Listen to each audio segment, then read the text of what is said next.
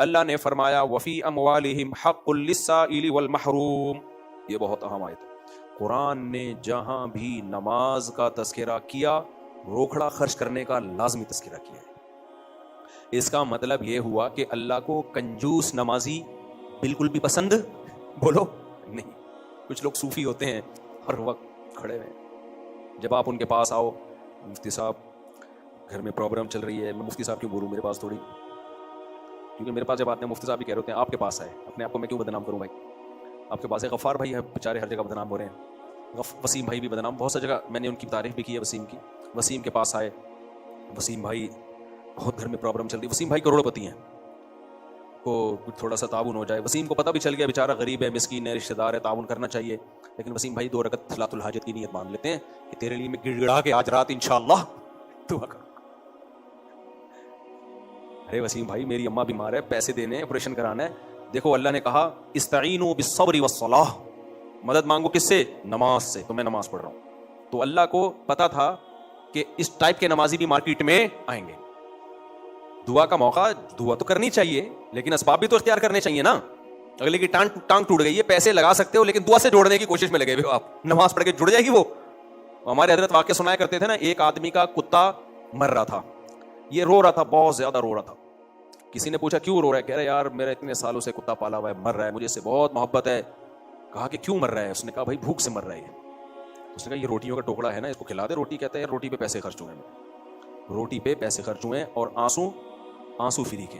تو ایسے ایسے لوگ ہیں دنیا میں, روکھڑا نکلتا ہی نہیں کم وقتوں کی جیب سے, نہ ماں باپ کے لیے نکلے گا نہ بہن بھائیوں کے لیے. بیوی پہ بڑے کنجوس ہوتے ہیں, بیوی کو نہیں کھلا رہے ہوتے, ایسے گن گن کے ہر وقت رکھا ہوتا ہے انہوں نے پیسہ, نہ بھائیوں پہ خرچ نہ بہنوں پہ خرچ.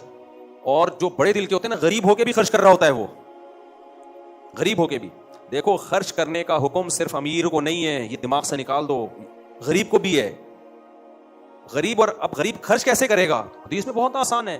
فرمایا اتقوا النار ولو بشق تمرۃ, جہنم کی آگ سے اپنے آپ کو بچاؤ, کچھ نہیں تو آدھا کھجور صدقہ کر دو. یار کھجور ایک کو بھی نہیں, آپ نے فرمایا 2 حصوں میں ڈیوائڈ کرو, آدھا کیا کر دو.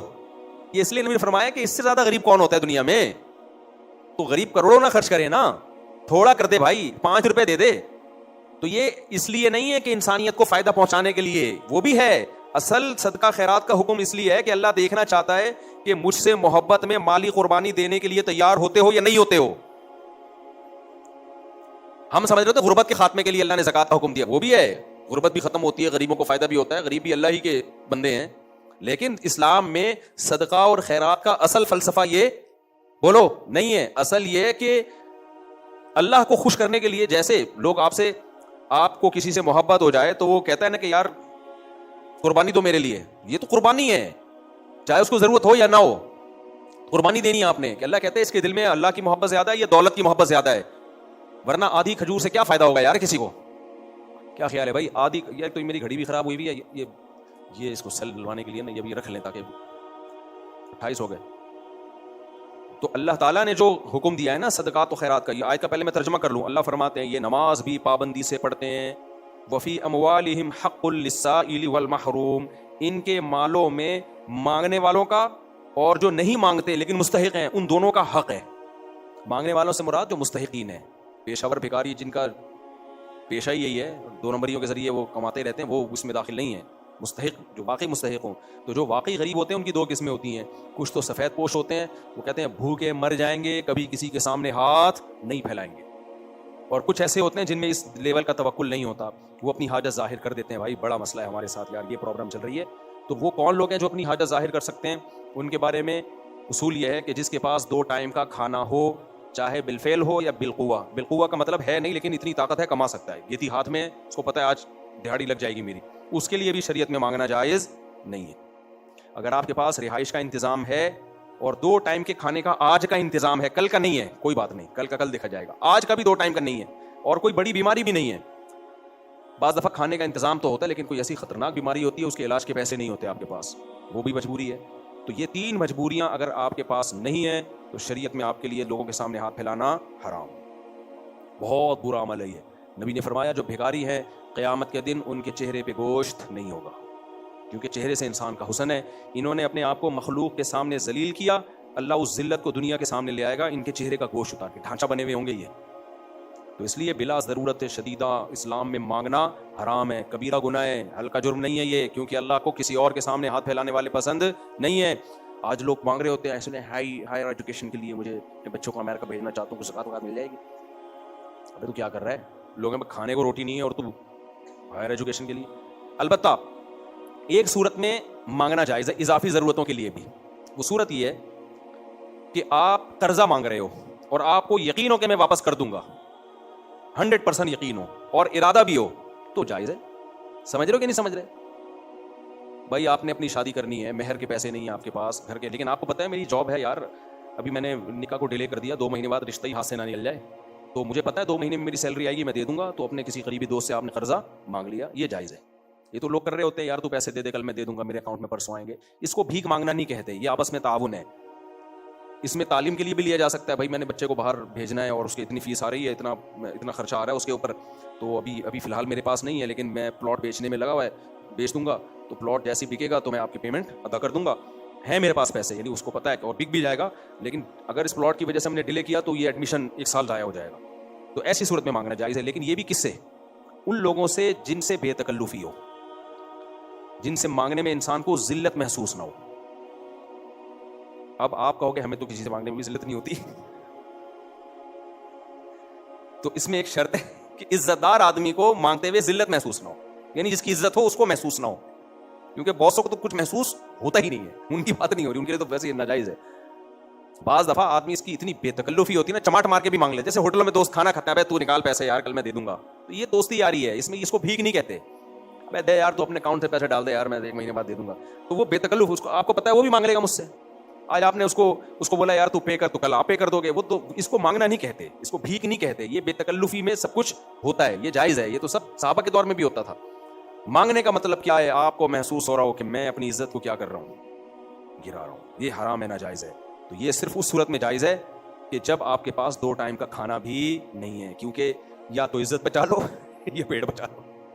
لیکن یہاں بھی کیا ہے کہ جو سفید پوش ہوتے ہیں، جن میں کامل درجے کا توکل ہوتا ہے، وہ کہتے ہیں بھوک سے مر جاؤ میرے بھائی، ہاتھ ہم نے نہیں پھیلانا. لیکن پھر اللہ ان کو مرنے نہیں دیتا، تھوڑا سا ان کو اللہ آزماتا ہے، پھر رزق کے دروازے کھولتا نہیں ہے، توڑتا ہے، لیکن اس کے لیے بہت آزماتا ہے اللہ تعالیٰ. تو بعض لوگ کیا ہوتا ہے کہ وہ اپنا گیٹ اپ ایسا رکھتے ہیں کہ بھیک مانگ نہیں رہے ہوتے. لگ رہا ہوتا ہے کہ آج جامعہ رشید میں چندے کی بات چل رہی تھی نا، میں نے جامعہ والوں کو بولا کہ آپ لوگوں نے ایسا سیٹ اپ بنایا ہوا ہے کہ کوئی سیٹ اپ پہ چندہ نہیں دے گا. حالانکہ حالات بیچاروں کے بہت، کوئی بھی ڈونر ہو نا تو جامعہ کے ساتھ تعاون کریں. تو پھر انہوں نے ایک ویڈیو بنوائی بڑی انگلش ٹھیش پش قسم کی نا، جامعہ تھوڑی ٹھیش پش کر کے. میں نے کہا اس پہ بھی نہیں دے گا کوئی. لوگوں کی ایک نفسیات ہے، لوگ کہتے ہیں رو غریب بن کے دکھاؤ. پھر ایک طالب علم تھا، ہمارے تو سینکڑوں طلباء ہیں نا، تو ایک مجھے نظر آیا، مسکین سا نا، گردن بھی اس کی تھوڑی سی نا اندر کو تھوڑی سی دسی ہوئی ہے. میں نے کہا یہ بالکل چندے کے لیے، میں نے کہا یہ صحیح لگ رہا ہے مجھے. طلبہ ہنس رہے تھے، جو آج آخری کلاس تھی بخاری کی، ہنس بھی بہت رہے تھے طلبہ. میں نے کہا یہ ہنستا بھی روتا ہوا لگتا ہے، تو سوچو روتا ہوا کیسا لگے گا یہ. میں نے کہا جب یہ ہنس رہا ہوتا ہے نا ایسا لگتا ہے رو رہا ہے. اس کی روتے ہوئے کی ویڈیو میں نے کہا ڈالو، میں اپنے چینل پہ ڈالوں گا کہ یہ حالات ہیں. میں نے کہا دیکھو دے دن دن چندہ ہی چند. تو بے تکلف تھا، وہ بھی ہنس رہا تھا. جسے بے تکلفی نہ ہو، اسے ایسا مذاق ٹھیک نہیں ہے. تو طلبہ تو اپنے عشاء کے بچوں کی طرح ہوتے ہیں، وہ تو خوش ہوتے ہیں ایسے مذاق سے. خیر کچھ ہوتے ہیں ایسا لگتا ہے. تو بھیک مانگنے کا ایک طریقہ تو یہ ہے، آپ مانگیں. ایک طریقہ یہ گیٹ اپ ایسا بنا کے رکھیں کہ انسان کا دل چاہے بھائی اس کو کچھ پیسے دے دو، کوئی کپڑے خرید لے. یہ بھی کیا ہے، غلط ہے میرے بھائی. جیسے ہو ویسے نظر آؤ یار، جیسے ہو ویسے نظر آؤ. اپنی حاجت کس کے سامنے ظاہر کرو؟ اللہ کے سامنے. تو ہوتا یہ ہے کہ اگر آپ میں استغنا آ گیا نا کہ بھائی مر جاؤں گا بھیک نہیں مانگوں گا، تو اللہ آزماتا تو ہے، لیکن دولت کے پھر دروازے ٹوٹتے ہیں، کھلتے نہیں ہیں. اتنا اللہ نوازتا ہے، کیونکہ اللہ کہتا ہے جس نے اپنے آپ کو میرے سامنے جھکایا، مخلوق کے سامنے نہیں جھکایا، میں کیسے چھوڑ دوں گا بھائی اس کو. پھر اللہ میں اور حقیقی خدا میں اور جھوٹے خداؤں میں فرق کیا ہو گیا پھر؟ تو اس لیے سائل کا مطلب سمجھیں، سائل تو واقعی مستحق ہو. لیکن ہر ایک میں بہرحال یہ توکل نہیں ہوتا. اس لیے کوئی اگر واقعی غربت میں مانگ رہا ہے تو اس کو برا بلا نہیں کہنا چاہیے. بھائی ہم بھی بیٹھ کے باتیں کر رہے ہیں نا یہاں پہ، اللہ نہ کرے ہم پر ایسے حالات آ گئے 2 وقت کی روٹی نہیں، تو ہمارا توکل کیا ہوگا؟ یہ تو کہنا آسان ہے، اس وقت انسان پہ کیا گزرتی ہے. اللہ ہم سب کو بچا کے رکھے. تو اس لیے اگر کوئی واقعی ضرورت مند ہے اور مانگ رہا ہے تو اس کو برا بلا نہ کہیں. ایک قاری صاحب تھے بیچارے، بہت غریب تھے، بڑے حالات خراب ہو گئے تو انہوں نے کسی کے سامنے اپنی حاجت ظاہر کی, دوسرے نے کہا دیکھو یہ کیسے مانگ رہا ہے. میں نے کہا یار ہمیں نہیں پتا اس کے گھر کے حالات کیا ہیں, اور ہر ایک کا توکل اس لیول کا نہیں ہوتا صحابہ اور بزرگوں کے لیول کا. تو نارمل جیسے لوگ ہیں ان کو نارمل, تبھی تو اللہ نے کہا مانگنے والوں کا بھی حق ہے. تو ہر شخص کے, ویسے قاری لوگوں کو اکثر میں نے کبھی دیکھا نہیں ہے مانگتے ہوئے, یہ مولوی لوگ قاری لوگ پیٹ بھرے ہوئے ہوتے ہیں, اللہ نے ایسا ان کو رزق دیا ہوتا ہے, کبھی بے روزگاری کی وجہ سے کوئی لٹکتا ہوئے نہیں دیکھا میں نے. بس بات کو جلدی سے ختم کرتا ہوں. تو اللہ فرماتے ہیں کنجوس نمازی اللہ کو پسند نہیں ہے, ان کے مال میں حق ہے. یہ حق کا لفظ کتنا پاورفل ہے, رائٹ ہے, ان کا حق ہے. کس کا؟ غریبوں اور مسکینوں کا حق ہے. یہ حق کا لفظ اللہ نے اس لیے استعمال کیا کہ یہ جب ان کو پیسے دیتے ہیں تو ایسے جیسے کسی سے انہوں نے مزدوری کروائی, کام لیا اور اس کی سیلری دے رہے ہیں, تنخواہ دے رہے ہیں. یعنی ان کو پتا ہے کہ یہ تو ہم نے ان کو دینا ہی دینا ہے, اللہ نے ہمیں زیادہ دیا ہی اس لیے ہے تاکہ ہم سوسائٹی کے غریبوں اور مسکینوں کا خیال کریں. یہ اللہ نے ہمیں دیا اس لیے. اس میں اور بھی بہت اہم پوائنٹ کی باتیں ہیں جو اگلے بیان میں انشاءاللہ میں بتاؤں گا. آج کل زکاتوں کا بھی بڑا غلط استعمال ہو رہا ہے. بہت سی تنظیمیں زکاتیں وہ غریبوں کے علاوہ انہوں نے اتنا زکات کے مفہوم میں عموم پیدا کر دیا ہے, اس زکاتوں سے بزنس کلاس کے سفر بھی ہو رہے ہیں. کہتے ہیں فی سبیل اللہ جہاں بھی چاہے زکات خرچ کرو دین کی تبلیغ کے لیے. پھر تبلیغ میں تو یہ بھی داخل ہے آپ بزنس کلاس میں امریکہ جا رہے ہو تو زکات لے کے بزنس کلاس میں امریکہ جا رہے ہوتے ہیں. بزنس اس میں یہ بھی داخل ہے ہم نے بھی ریکارڈنگ کرنی ہے تو جو ہے نا اس کے لیے اسٹینڈرڈ کا کیمرہ چاہیے تو زکات میں وہ کیمرے میں بھی زکات استعمال ہو رہی ہے. پھر جی راستے میں جتنا کھانے پینے کا ہوٹلنگ ہے, ہم چونکہ تبلیغ کے لیے جا رہے ہیں تو ہوٹل کا خرچہ بھی کس سے ہو رہا ہے؟ زکات سے. وہ کہتے ہیں کہ فی سبیل اللہ میں ہے نا سارے, ہم کوئی اپنی نانی کے گھر تھوڑی جا رہے ہیں ملنے کے لیے. یہ بھی آج کل ایک بڑا مسئلہ ہے.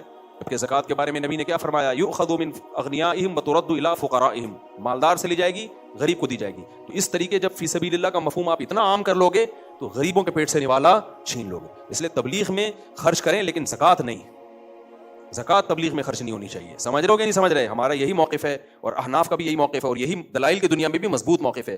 کبھی دلائل تو میں پھر بعد میں کبھی دوں گا, لیکن اس موقف پر عمل نہ کرنے کا نتیجہ کیا نکل رہا ہے کہ وہ تو بہت بڑا لوگوں کا ایک سرمایہ اربوں کھربوں کروڑوں روپے کا وہ مبلغین کی جو ہے نا کھانے پینے پہ.